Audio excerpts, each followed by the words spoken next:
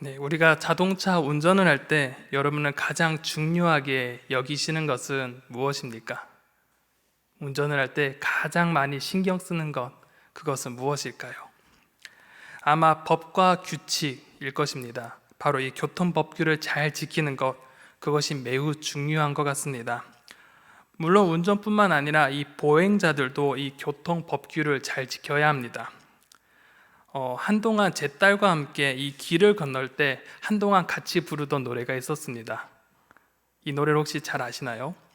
건너가는 길을 건널 땐 빨간불 안 돼요, 노란불 안 돼요, 손을 들고 가야죠. 네, 이런 노래입니다. 네, 또 여러분 다 잘 아실 것이라고 생각됩니다. 빨간불에는 안 되고 노란불에도 안 되고 초록불이 되어야만 그 길을 건널 수 있습니다. 그만큼 이 횡단보도, 이 건널목을 건널 때에는, 또한 운전할 때는 이 신호 법규를 잘 지키는 것, 이 법과 규칙을 잘 지키는 것이 중요합니다. 법과 규칙은 이 사회적인 약속이기도 합니다. 그리고 이것을 지킴으로 또한 자신을 보호하고 또한 상대방을 보호함으로써 또한 이 사이에 질서가 생겨나게 됩니다. 그래서 운전을 하든 길을 건널 때 법과 규칙을 잘 지킴으로써 서로가 가고자 하는 곳을 편안하게 갈 수 있는 것입니다. 만약에 내가 초록불에 가고 있는데 상대방이 그 빨간불임에도 불구하고 지나가게 된다면 어떻게 될까요? 네, 바로 사고가 나게 됩니다. 사고가 일어나게 되면 도로는 한순간에 이 무질서와 혼란이 찾아오게 됩니다. 사고로 무엇인가 파괴가 되어지고 교통의 흐름은 답답하게 되어집니다. 일순간에 그 길은 막히고 또한 많은 차들이 뒤에 늘어서게 되어집니다. 그리고 사고의 규모가 커지면 커질수록 그 길은 매우 큰 혼란에 빠지게 됩니다. 이렇듯 법을 지키지 않음으로써 질서가 흐트러지고 또한 혼란에 빠지게 되는 것은 비단 교통법규뿐만 아닙니다. 우리 일상 속에서 이러한 법과 규칙은 나와 상대방을 보호하고 또한 질서를 만들어내면서 평안한 일상을 만들어내게 됩니다. 그런데 이러한 법을 지키지 않고 자기 마음대로 살아가게 된다면 그 사람뿐만 아니라 그 주변 사람들에게 그 삶을 파괴하고 또한 공동체에게 충격을 주게 됩니다. 오늘 사사기 이야기가 또한 그러한 것 같습니다. 자기 마음대로 살아가는 사람, 자기의 소견대로 행동하는 그 사람들의 이야기가 이 사사기에 펼쳐지고 있습니다. 그리고 하나님의 백성이 이 하나님의 법을 지키지 않고 이 자기의 소견대로 살아가는 모습과 공동체의 전체가 자기의 감정과 생각하는 대로 행동하는 모습이 이 사사기에서는 여전히 여실히 드러나고 있습니다. 오늘 이야기도 그 속에 포함되는 것 같습니다. 종교 지도자였던 한 레위 사람이 있었습니다. 이 레위 사람은 첩을 두었습니다. 그런데 이 첩이 행음을 하면서 친정으로 도망가 버렸습니다. 그런데 여기서 성경에서 행음이라고 기록되어졌는데 우리는 보통 이 행음이라고 하면 보통 우리는 간음이라고 생각하기 십상입니다. 그런데 이 고대 역본들을 잘 살펴보면 이 해금이라는 이 단어가 싫어했다, 화났다라는 그런 번역으로 나타나는 경우가 참 많이 있습니다.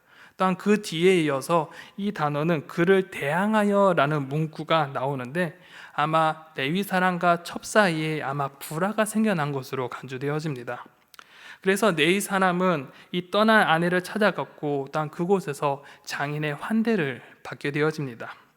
하루 이틀 3일 그리고 5일째 되는 날 그렇게 5일 동안 환대를 받았는데 이 레위는 더 이상 이 환대를 수용할 수 없을 정도로 감당할 수 없는 그런 상태까지 오게 되었습니다. 그래서 늦은 시간 그리고 급하고 조급하게 그 길을 떠나가려고 결정했습니다.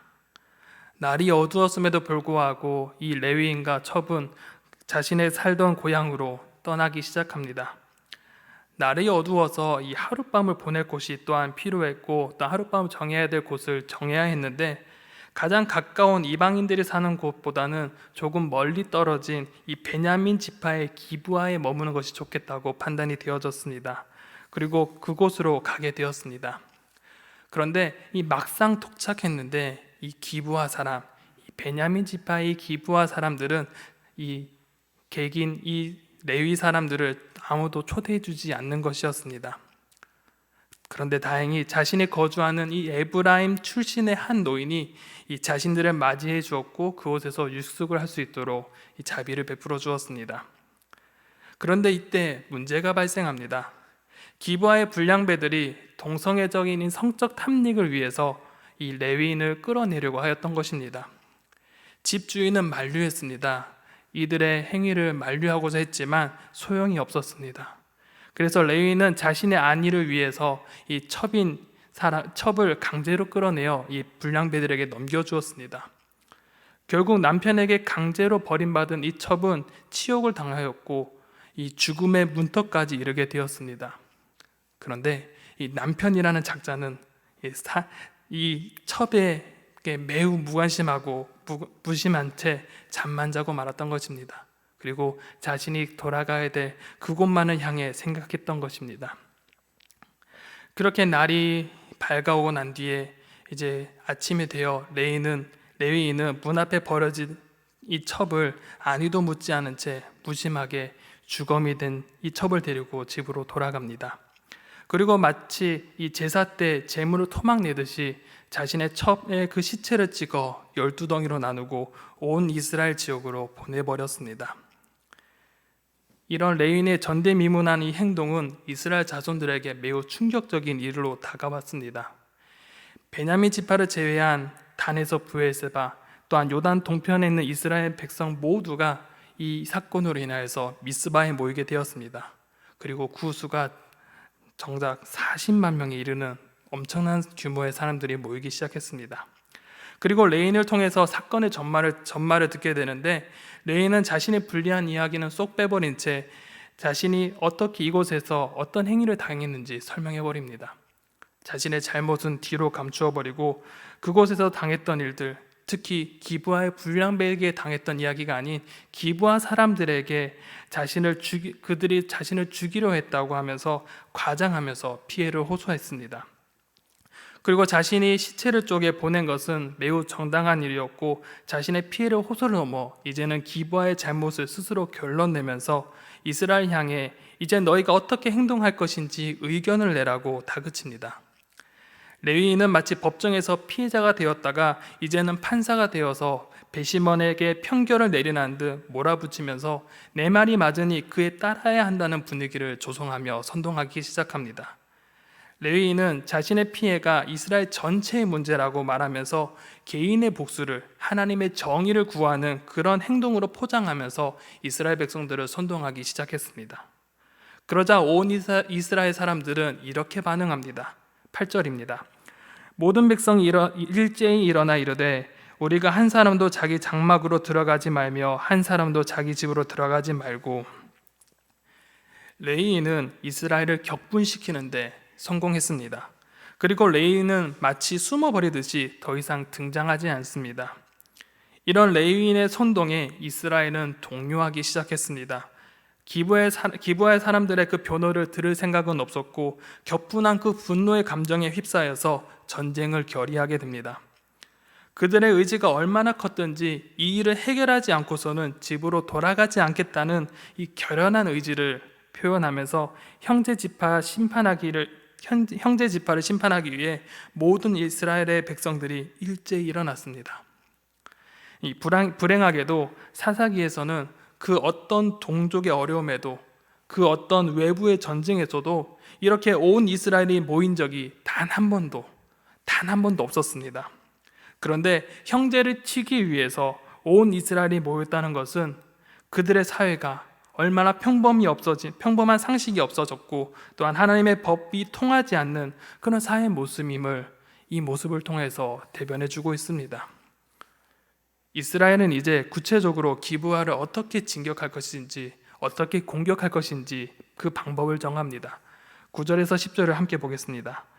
우리가 이제 기브아 사람에게 이렇게 행하리니 곧 제비를 뽑아서 그들을 치되, 우리가 이스라엘의 모든 지파 중에서 100명의 10명, 1000명의 100명, 10,000명의 1000명을 뽑아 그 백성을 위하여 양식을 준비하고 그들에게 베냐민의 기브아에 가서 그 무리가 이스라엘 중에서 망령된 일을 행한 대로 징계하게 하리라 하니라. 이스라엘은 전쟁의 필요에 따라 제비를 뽑게 됩니다.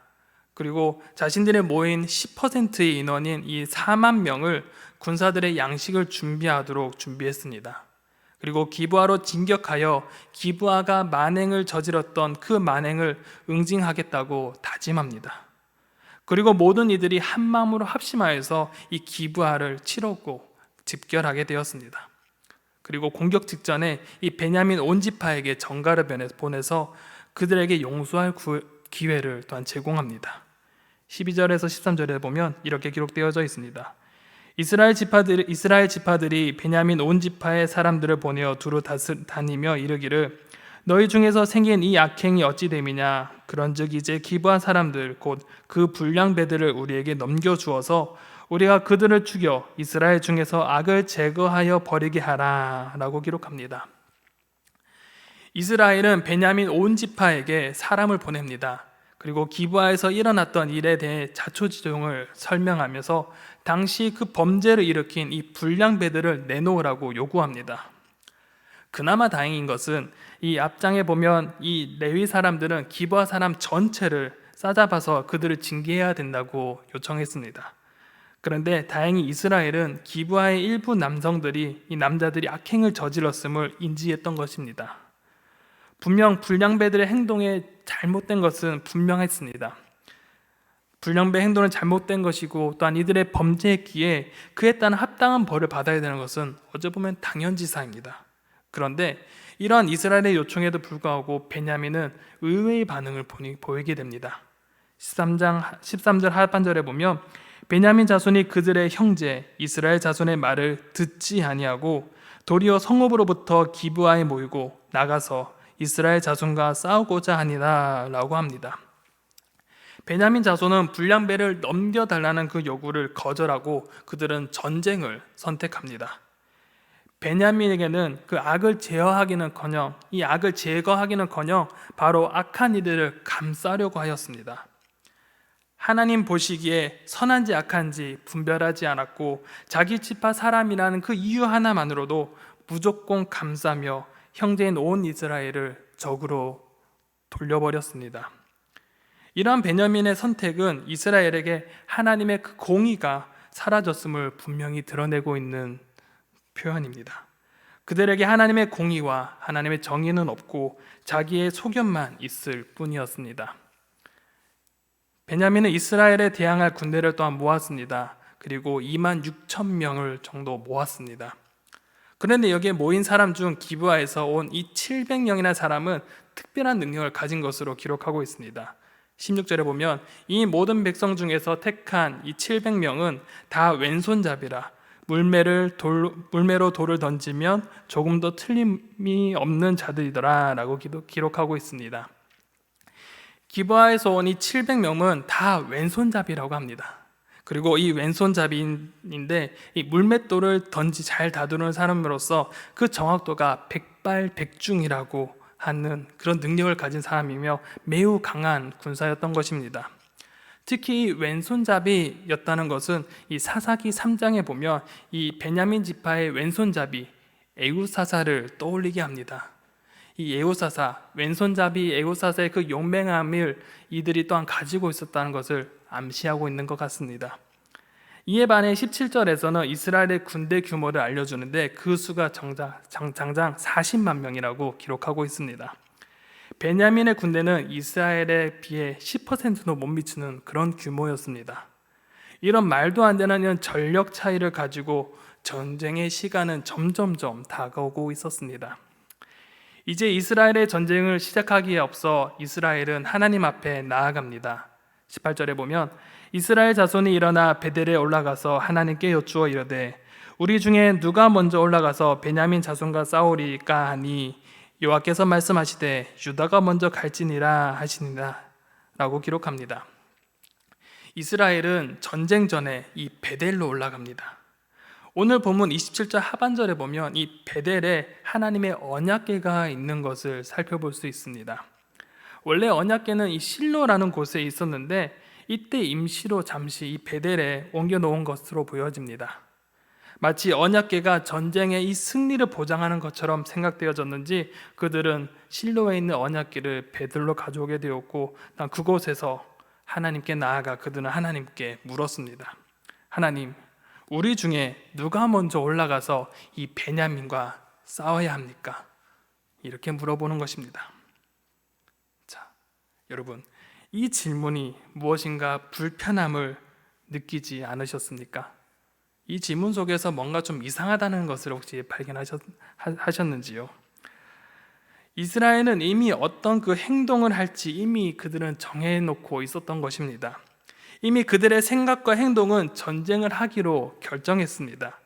하나님의 뜻과는 상관없이 자신들의 판단에 의해서 전쟁을 하기로 이미 결정했으니 하나님은 이길 수 있는 그 방법만 우리에게 알려주십시오 라고 그들은 질문하는 것입니다.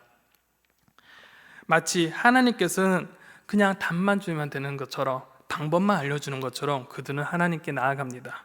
마치 답은 정해졌으니 너는 대답만 해, 나는 이 답정너와 같은 말같이 그들은 이미 답을 정해놓고 하나님은 내 편만 들어주시면 된다는 듯이 그런 태도로 하나님 앞에 나아갔습니다. 이미 그들의 질문에는 결정권자와 이 실행자의 위치는 바뀌어 있었습니다. 결정은 하나님이 아닌 이스라엘이 했고 그 방법은 하나님께서 구상해야 했던 것입니다. 주객이 전도되어진 것 같은 이런 물음에 하나님께서는 그들에게 유다가 먼저 나가라고 답하십니다. 그런데 다만 그것으로 끝이었습니다. 하나님은 그들에게 승리에 대한 확답은 주지 않으신 채 그들이 원하는 답만을 주셨습니다. 이제 하나님의 답을 듣는 이스라엘은 자신 있게 그 군대를 거느리고 전투에 임했습니다. 하나님의 임재의 상징인 그 언약궤를 모셔왔고 또한 그들은 그곳에서 하나님의 음성을 들었습니다. 그리고 그들의 병사의 수는 이 베냐민을 압도하는 그런 전력이었기에 당연히 승리가 예상이 되었습니다. 그리고 아마 모든 이스라엘 백성들은 이러한 예상을 하고 전쟁에 임했을 것입니다. 그런데 반전이 일어났습니다. 이스라엘은 전투에서 패배하고 말았고 22,000명의 전사자가 나왔습니다. 이 숫자는 베냐민의 군사의 수와 비슷한 숫자로서 말도 안 되는 그런 대패를 경험하게 된 것입니다. 그런데 그들은 이런 첫 번째 패배에도 좌절하지 않고 다시 전열을 갖추옵니다. 그리고 2차전을 앞두고 다시 하나님께로 올라갑니다. 23절입니다. 이스라엘 자손이 올라가 여호와 앞에서 저물도록 울리며 여호와께 여쭈어 이르되 내가 다시 나아가서 내 형제 베냐민 자손과 싸우리까 하니 여호와께서 말씀하시되 올라가서 치라 하시니라. 그들은 처음과 다르게 약간의 변화가 생겼습니다. 그들은 언약궤가 있는 베델로 올라가 열심을 내어 기도하는데 이 저녁까지 울면서 기도했다고 기록하고 있습니다. 그런데 여기서 그들의 눈물은 회개의 눈물이 아닙니다. 회개의 눈물이었다면 그에 합당한 신앙적인 그런 반응들이 나와야 하는데 그에 따른 반응이 기록되어져 있지 않습니다. 그들의 눈물은 단지 실패와 낭망, 원망이 섞인 그저 그런 눈물이었을 뿐입니다. 하나님께서 응답하셨다고 믿었기에 또한 전력차가 압도적이었기에 하나님의 임재의 상징인 그 언약궤가 자신들과 함께하기에 당연히 승리할 것이라고 여겼으나 그들은 실패했고 그들의 실패가 이해가 되지 않아서 오히려 하나님께서 돕지 않았고 우리와 함께하지 않았다는 그런 서운한 감정만이 남아 탄식과 원망의 그 눈물을 흘렸던 것입니다. 그리고 이제 그들은 다시 한 번 더 묻습니다. 내 형제 베냐민 자손과 싸우리이까? 이제 그들의 질문은 조금 바뀌었습니다. 이제 내 형제 베냐민이라고 부르면서 상대방이 자기의 동족이며 같은 형제인 것을 이제 인식하는 듯 이제 그런 호칭으로 부릅니다. 그러나 이 전쟁이 정당한지 이런 것들에 대해서는 묻지 않았던 것 같습니다. 그런데 하나님께서는 다시 이 전쟁을 승인해 주십니다. 바로 하나님께서는 올라가서 치라고 말씀하시지만 여전히 그들에게 승리에 대한 답은 주시지 않으셨습니다. 하나님의 응답을 받고 이튿날 이스라엘 자손은 베냐민 자손과 전쟁을 치루었지만 역시나 그들은 패배하고 말았습니다. 이스라엘은 18,000명의 피해가 발생했지만 베냐민 지파는 뚜렷한 전력 손실조차 없었습니다. 첫 번째 전쟁에서는 이스라엘이 2만 명이 넘는 인원이, 두 번째 전투에서는 18,000명이라는 인원이 전사하며 패배하고 말았습니다. 우리는 여기서 이스라엘이 왜 이렇게 두 번이나 패배했는가 잠시 생각해 보게 됩니다. 이스라엘 패배는 바로 이 하나님의 심판으로 볼 수 있습니다. 비록 베냐민이 잘못을 했다고 할지라도 그 역시 하나님의 백성이기에 양자가 싸울지 말지는 바로 하나님께서 결정해 주셔야 합니다. 하지만 이스라엘은 전쟁을 기정사실로 못 박았고 하나님께 물었습니다. 자기의 소견대로 행동한 이 이스라엘을 향해 하나님 패배를 통해 경각심을 주셨습니다. 그러나 이 이스라엘은 돌이키지 않았습니다. 즉 이러한 패배는 바로 하나님의 말씀에 대한 불순종에 대한 심판인 것입니다. 이런 하나님의 심판 앞에 이스라엘은 다시 이 베델로 올라가게 됩니다. 26절에 보면 이에 온 이스라엘 자손 모든 백성이 올라가 베델에 이르러 울며 거기서 여호와 앞에 앉아서 그 날이 저물도록 금식하고 번제와 화목제를 여호와 앞에 드리고 라고 기록합니다. 이제 이스라엘의 모습은 확연하게 다른 모습으로 베델에 올라가는 모습을 발견할 수 있게 됩니다.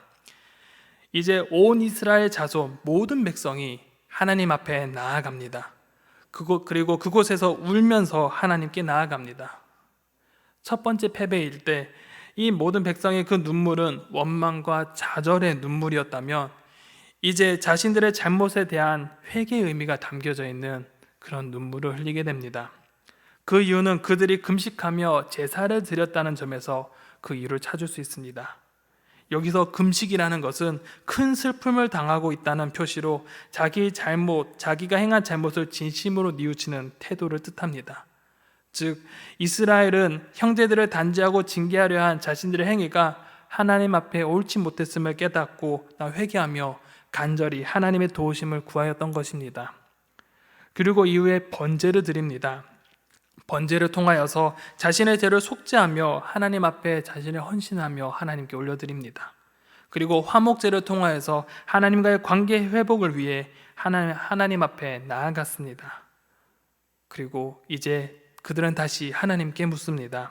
28절에 보면 아론의 손자인 엘르아살의 아들 비느하스가 그 앞에 모시고 섰더라. 이스라엘 자손들이 여쭈어 우리가 다시 나아가 내 형제 베냐민 자손과 싸우리까 말리까 하니 여호와께서 이르시되 올라가라 내일은 내가 그를 내 손에 넘겨주리라 하시는지라 라고 말씀하십니다. 이스라엘은 하나님께 묻습니다. 우리가 다시 나아가 내 형제 베냐민 자손과 싸우리까 말리까 이렇게 묻습니다. 이스라엘은 이제 하나님께서 하지 말라면 언제든 중단할 자세가 되었습니다. 그럴 때 하나님께서는 그들에게 이 베냐민 자손을 너희 손에 넘겨주시겠다고 말씀하시면서 전쟁의 승리를 보장해 주십니다. 여기까지 이스라엘의 그 내전의 과정을 우리는 계속 살펴보았습니다. 우리는 당시의 시대가 얼마나 무질서하고 하나님의 공의가 이루어지지 않는 모습인가를 새삼 느끼게 됩니다. 종교 지도자인 이 레위인은 하나님의 뜻을 따라 사는 것에는 관심이 없었고 이 백성을 하나님의 뜻에 따라 인도하기는커녕 선동을 통하여서 이스라엘의 내전을 부추겼습니다.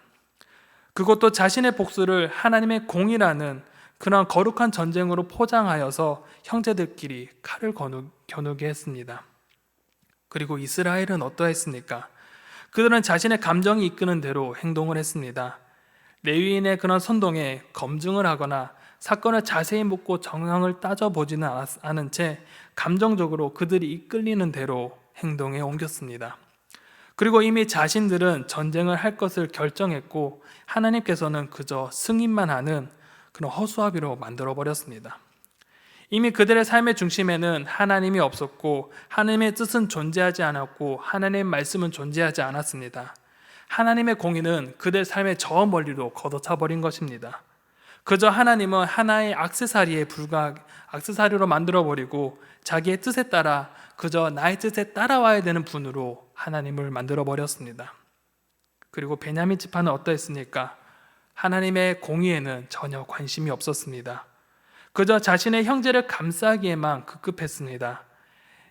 어쩌면 내 자녀를 다른 사람이 혼내면 어찌됐든 싫든 말든 어찌됐든 그 싫어하는 심성이 있는 것처럼 같은 자기 사람을 건드리는 것 그 하나 때문에 그들의 죄악은 뒷전이 되어버리고 그들을 감싸하며 이스라엘을 등져버린 모습을 발견하게 됩니다. 그런데 이러한 이스라엘의 이런 최악의 모습은 사사기의 제일 마지막, 제일 완악했던 때가 아님을 우리는 발견하게 됩니다. 이 이야기의 위치는 사사기의 제일 끝이 아닌 바로 앞부분에 해당되는 이야기입니다.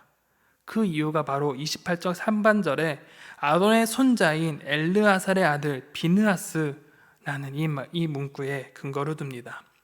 이 비느하스는 이 사무엘상에 나오는 엘리 제사장의 아들이 아닙니다. 성경 기록된 것처럼 아론의 증손자로서 광야에서 바알보을 사건이 있을 때 그 음행자를 쳐냈던 그 비느하스입니다. 그리고 요단 동편 지파들의 문제를 해결했던 사람, 그 사람이 바로 비느하스인데 그 사람이 바로 여기에 등장합니다. 결국 이 사사기의 모습은, 이 이야기의 전말은 사사기의 제일 마지막, 제일 완악했던 부분이 아니라 제일 앞에 있는 사사기 초기의 모습임을 우리는 발견할 수 있습니다.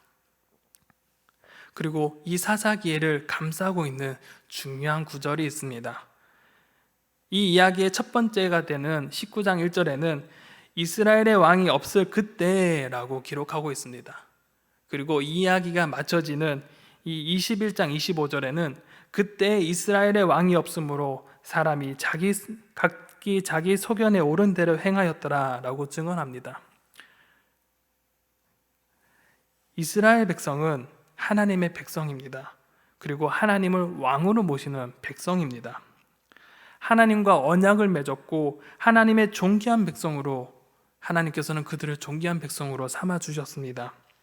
그리고 약속의 땅으로 인도하여 주시고 그곳에서 하나님의 나라의 백성으로 살아가게 하셨습니다. 그러나 그런 이러한 정체성을 잃어버리고 살았습니다. 하나님의 백성이라는 정체성을 잃어버리니 하나님께서 우리의 왕이신 것조차도 잊어버리고 살았던 것입니다. 하나님의 말씀과 법은 사라졌고 하나님의 백성으로서 살아가는 삶의 원칙은 잊어버렸습니다. 결국 법과 원칙이 없는 삶은 저마다 생각에 따라 판단하고 행동하게 되었고, 그러한 세상은, 그러한 사회는 무질서하고 혼돈밖에 남지 않은 그런 사회가 될 수밖에 없었습니다. 하나님의 통치가 없는 나라는 무질서와 혼란만 있을 뿐입니다.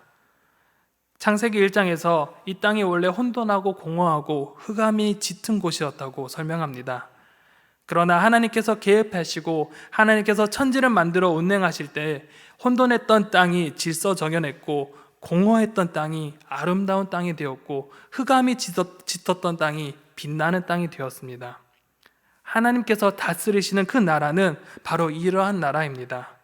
그러나 왕이신 하나님의 통치를 벗어난 삶은 바로 무질서와 혼돈, 말 그대로 최악의 그런 삶임을 우리는 사사기를 통해서 보아야 합니다. 사랑하는 성도 여러분, 우리는 이 말씀 속에서 하나님의 말씀을 잊어버리고 하나님 나라 백성으로서의 그 정체성을 잃어버리고 살아가는 이들의 무질서한 이 세상과 사회를 바라보게 됩니다. 그런데 이러한 것이 사사기에만 존재한다고 생각하면 안 됩니다. 우리의 현실 속에서도, 우리의 현재 삶에서도 이러한 모습은 존재합니다. 사람들은 공의와 정의를 외치나 포장된 공의와 정의를 외칠 뿐 그 속에 언제나 자신의 이득을 위한 공의와 정의를 외칩니다. 또한 우리 자신 또한 하나님의 뜻에 관심을 두기보다는 내 생각과 내 감정과 내 의지를 살펴 살아갈 때가 참으로 많이 있습니다. 하나님의 공의보다는 내 안위가 중요하고 나의 자존심이 중요한 우리의 삶의 모습을 우리는 보게 됩니다. 우리는 한번 스스로 우리에게 짐을 던져보아야 합니다. 내 삶의 왕은 누구십니까? 우리는 대림절 두 번째 주를 지금 보내고 있고 또한 세 번째 주를 기다리고 있습니다. 예수님께서는 이 땅의 평화의 왕으로 이 땅에 오셨습니다. 그리고 이 땅에 하나님의 나라, 완전한 평화를 이 땅에 보여주셨고 예수 그리스도를 통하여서 하나님의 나라가 시작되었습니다. 그리고 그 완성을 우리는 소망하게 되었습니다.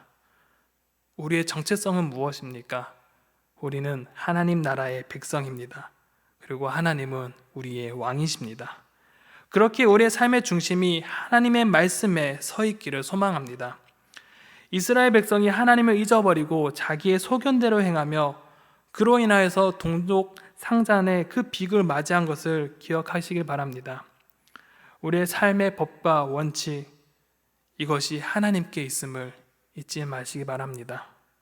하나님 말씀에 따라 하나님 말씀에 순종하며 우리의 삶의 중심이 하나님의 말씀으로 인해서 우리의 삶이 결정되어지고 하나님의 말씀으로 인하여서 우리의 삶이 나아가는 그런 삶이 되어지기를 간절히 소망합니다. 이 시간 우리 말씀을 가지고 말씀을 생각하시면서 우리 시간 함께 기도하며 나아가기 원합니다.